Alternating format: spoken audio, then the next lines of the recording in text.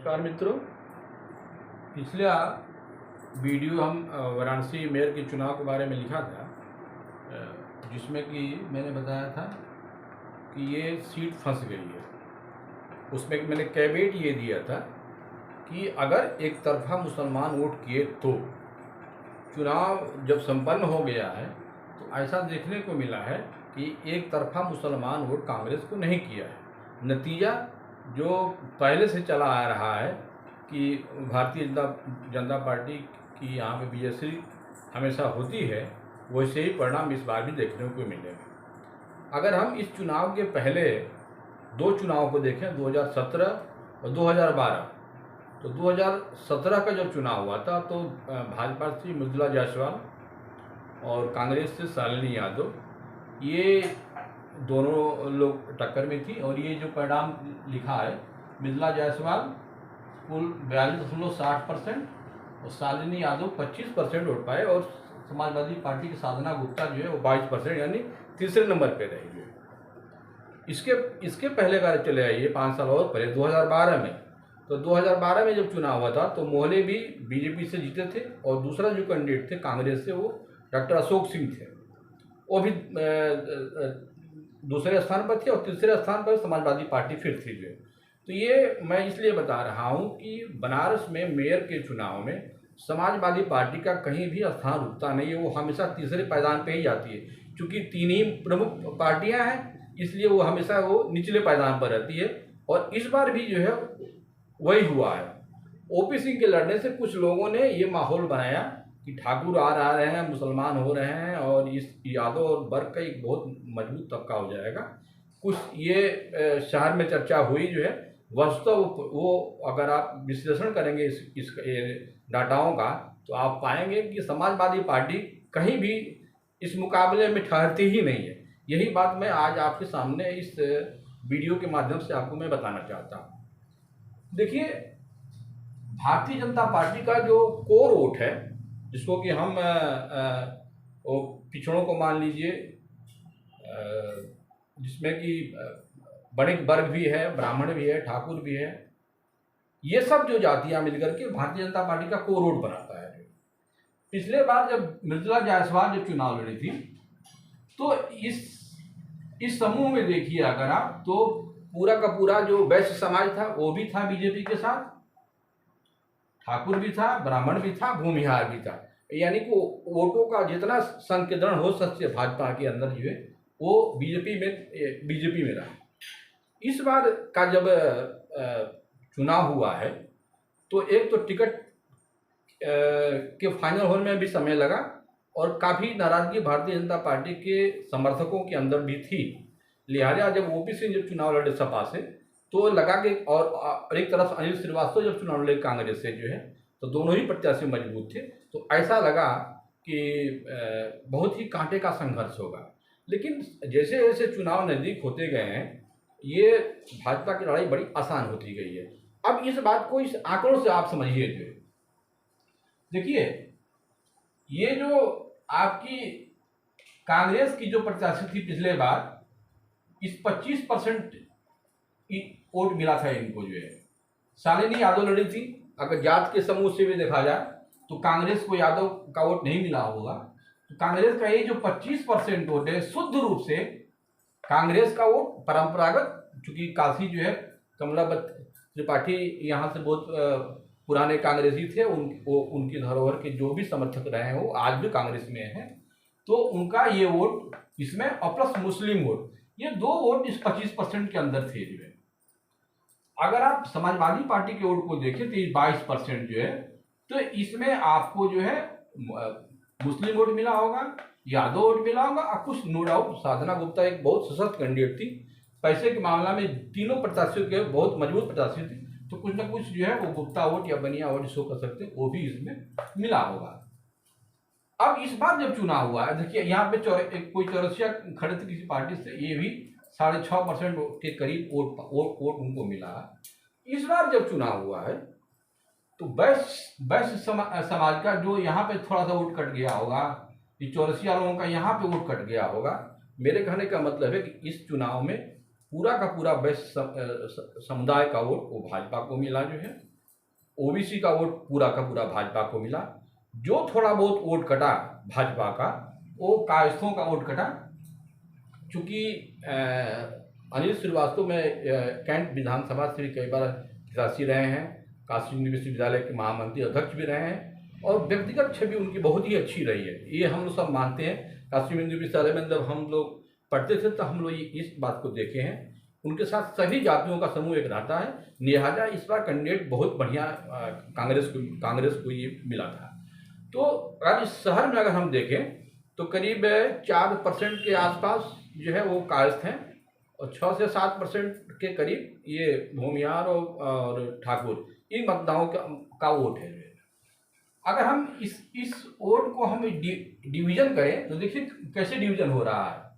Bharatiya Janata party के vote में जो इस वोट में जो 42% वोट मिला था, इसमें कैसे बिखरा हुआ है। देखिए यहाँ पर हमने लिखा है बीजेपी में सेंधमारी, यानी कि जो इस बार का चुनाव हुआ है तो बीजेपी का ये जो 42.60% वोट था, इसमें कमी कहाँ कहाँ आई है।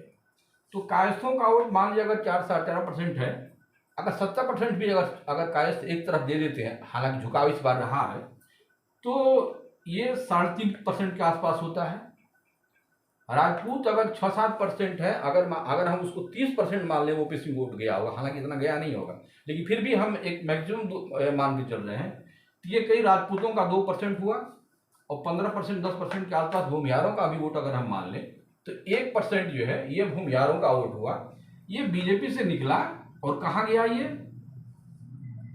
ये भूमिहारों का वोट मान लीजिए 1% अगर है, ये इसमें से निकलता है तो ये अनिल श्रीवास्तव को जाता है और ये 2% वोट निकला इसमें से, ये समाजवादी पार्टी को जाता है।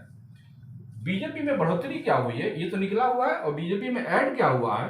एक तो ये जो चौरसिया का वोट 28,959 यानी कि 6.5% का वोट ये मिला था, जिस भी पार्टी का हो, तो स्वाभाविक है कि इस बार के न लड़ने से इस वोट का इजाफा जो है वो बीजेपी में गया होगा। नो डाउट समाजवादी पार्टी से साधना गुप्ता के खने होने से जो भी गुप्ता वगैरह का वोट कटा होगा वो इधर गया होगा। तो इसमें अगर हम बीजेपी के वोट को देखें तो 42.6% वोट जो पहले था, उसमें से हम 3.5% ये कायस्थ का वोट निकाल दे रहे हैं, 2% हम जो है इसमें राजपूत का वोट, 1% उसमें ये निकाल दे रहे हैं, और ये जो 1% हमने ऐड किया है वो चौरसिया और गुप्ता वगैरह के जो ये वोट है इसमें हमने ऐड किया है। तो इस तरह से हम देखा जाए तो 37.1% का इस बार ऐसा लगता है कि 37% के आसपास, थोड़ा बहुत हो सकता है कि ये ऊपर नीचे हो जाए, लेकिन 37 के आसपास जो परसेंटेज वोट है इस बार भारतीय जनता पार्टी को मिलेगा। और उस हिसाब से बीजेपी का जो वोट बनता है वो करीब 2,41,118, ये इतना वोट 37% के आसपास से बनता है। अब कांग्रेस में देख लीजिए, कांग्रेस का ये जो 25% वोट था, इसमें 4.5% हमने जोड़ दिया जो है, ये 3%, 3.5% ये कायस्थ लोगों का वोट, 1% भूमिहार लोगों का वोट। ठीक है, हालांकि भूमिहारों का वोट उतना गया नहीं होगा, लेकिन फिर भी हम ये अधिकतम मान के चल रहे हैं, तो 4.5% इसमें ऐड कर दिए। अब देखिए इसमें हम कैसे, ये जो अगर हम दोनों को जोड़ दीजिए 25, 20 और 22, तो करीब करीब 47% हो रहा है। इस 47% के वोट में मुसलमान पूरा है। अब ये कितना है, इसको हम कैसे निकालेंगे। तो अमूमन जो बनारस की जो मेयर की जो सीट है, इसमें 25% के आसपास मुस्लिम मतदाता है। तो अगर हम इस 47% का 25% निकालते हैं तो 12.5% होता है, 11.77%। इस 11.77% को अगर हम ये मान लें कि एक 60% का कांग्रेस की तरफ गया होगा या 40% की तरफ अगर रुझान सपा के तरफ गया होगा, मान लीजिए अगर कांग्रेस में इस बार उनकी बढ़ोतरी हुई है जो है, तो ये वोट आपको 25% प्लस 4.5%, अभी मैंने बताया ये जो कायस्थ लोगों का, भूमिहार लोगों का वोट जो है इसमें ये ऐड हो गया है, प्लस जो मुस्लिम वोट है ये 7%, अगर टोटली 11.7% है तो इसको जो है 7 इस बार जो है 60% प्लस जो है वो इसमें हुआ है और 40% हमने माइनस कर दिया है। तो कुल जो मुस्लिम वोट है इनके ऊपर इस बार 3.7% प्लस हो गया, यानी कि पिछले बार जो भी मुस्लिम वोट को अनिल श्रीवास्तव को मिला होगा उसमें 3.7% वोट और मुसलमानों का वोट इस बार ज़्यादा मिला हुआ है, लिहाजा ये टोटल का प्रतिशत 31.8% हो गया है। ठीक वैसे ही समाजवादी पार्टी का ये 22% वोट और ये 2% वोट जो राजपूत जो भाजपा से निकल के आए वो यहाँ पे हैं। और ठीक यहाँ पे जो है मुसलमानों का वोट जो है यहाँ 40% हो गया है और 60% जो उधर चला गया है, तो 4.7 प्लस हो गया, यहाँ माइनस कर दिया है, यानी कि यहाँ पे करीब करीब 2.3% जो है वो वोट मिला है समाजवादी पार्टी को। और ऐसे देखा जाए तो 21.72% ये वोट जो है ये समाजवादी पार्टी को हुआ है, जो पिछले बार 22% के आसपास है, उसी के लगभग बराबर है।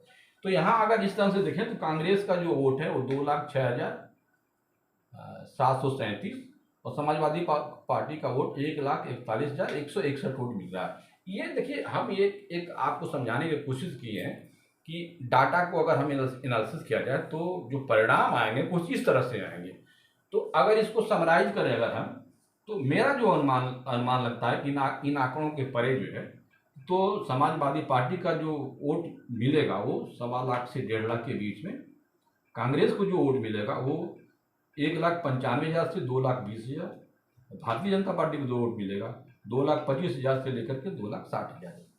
अब ये रेंज देखिए, इसमें और इसमें ये जो भाजपा का जो है 2.25 से 2,60 या 2.5 कह लीजिए, ये रेंज जो है आपको इसमें बहुत ज़्यादा अंतर नहीं आएगा। लेकिन इसमें मुस्लिम मतदाताओं के किधर झुकने से जो है ये इसमें परिणामों में थोड़ा बहुत अंतर आ सकता है जो है। तो हो सकता है कि अगर कांग्रेस में अगर 60 से ज़्यादा परसेंट हो गया होगा तो ये जो 2.20 आप देख रहे हैं, अपर बैंड देख रहे हैं 1,95,000 से 2,20,000 का, हो सकता है कि ये 2.25 लाख के पास पहुंच जाए या फिर इसके कम भी हो सकता है।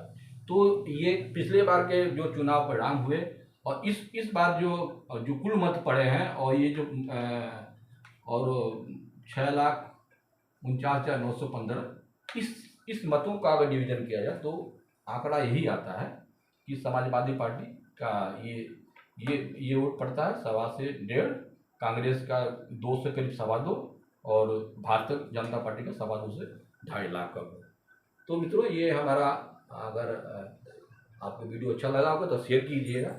और दूसरी बात मैं ये बता दूं कि जो लोग भी ओपी सिंह को बहुत मजबूत दिखा रहे थे लोग, हमें लगता है कि उन लोगों को शायद चुनावी विश्लेषण का उतना सही आकलन या ज्ञान नहीं हो पा रहा है, वरना ऐसा करते नहीं। जो है कहीं से भी किसी भी रूप में देखा जाए तो ये 22% आपको 35% जाने में इसकी हालत खराब हो जाती है और बिना 35% गए हुए आप चुनाव जीत नहीं सकते हैं। लिहाजा समाजवादी पार्टी को जो लोग बहुत मजबूत दिखा रहे थे वो कहीं न कहीं किसी अंधकार में तीर मार रहे थे। तो ये मेरा वीडियो कैसा लगा है, आप इसको शेयर करें, अच्छा लगे तो जो शेयर जरूर करें। और विश्लेषण पर ज़्यादा ध्यान दें कि कैसे चुनाव का विश्लेषण करते हैं। हमेशा जो है चुनाव जब भी होते हैं, बिहार के होते हैं, यूपी के होते हैं, तो मेरा कोई ना कोई एक टॉपिक आता है और मेरा किसी पार्टी के झुकाव के चलते नहीं, जो भी चुनाव हुए रहते हैं उन परिणामों के आधार पर और कैसे जातियों का संकेंद्रण और मुसलमानों का वोट इधर से उधर होता है, मैं उसी आधार पर ये विवरण करता हूँ। इस बार के चुनाव में निश्चित रूप से अगर 80% के आसपास अगर मुसलमान वोट कांग्रेस को दिए होते तो अनिल श्रीवास्तव की जीत जो है बहुत हद तक ये सुनिश्चित थी कि वो जीतती नहीं तो एकदम भारतीय जनता पार्टी के आसपास को पहुंचती है। लेकिन ऐसा हुआ नहीं। जो है मुस्लिम मतदाता फिर इस बार दोनों खेमों में बटे, कुछ कांग्रेस में गए, कुछ समाजवादी पार्टी में। नमस्कार मित्रों।